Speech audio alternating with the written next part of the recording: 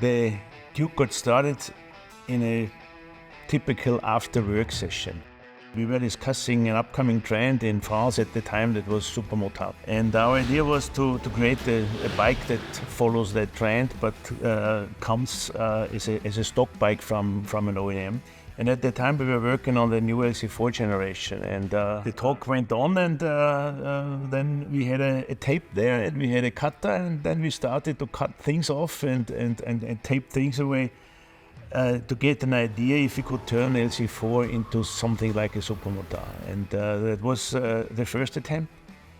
We later on presented the idea on EICMA the same year, and the reaction of the public was so good that Mr. Pierre decided, let's make a serial model out of it. But then the real design process started, because up to that point it was just a lifted enduro, so to say, and I thought it has to pop out straight away, not just a redesigned supermoto as we know it by today from competition bikes, something that's more different to anything out there.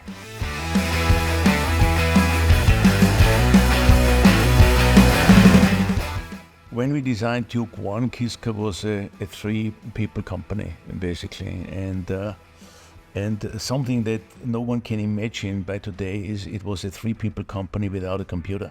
Because PCs were just coming up at that point of time, and they couldn't do much. So everything we did by hand. And this is something that is hard to explain to a generation that is grown up with a screen already from day one. But you see, it was possible. The products were a little bit simpler. There was not so much to integrate into a bike than it is today, so therefore our job was a little bit easier. KTM was always the engine for Kiska's development. It was an unbelievable trust that we experienced, that we got from Stefan Pierre, and whenever there was something that asked for design, whether it was a logotype, whether it was a booth for an exhibition, whether it was a bike, everything landed on our table. Whether we were prepared or ready to do those things or not didn't matter.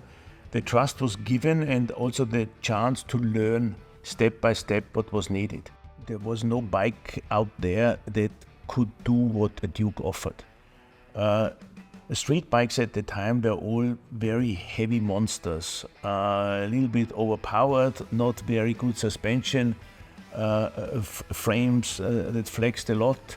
So the tuning scene was busy at the time to make them rideable.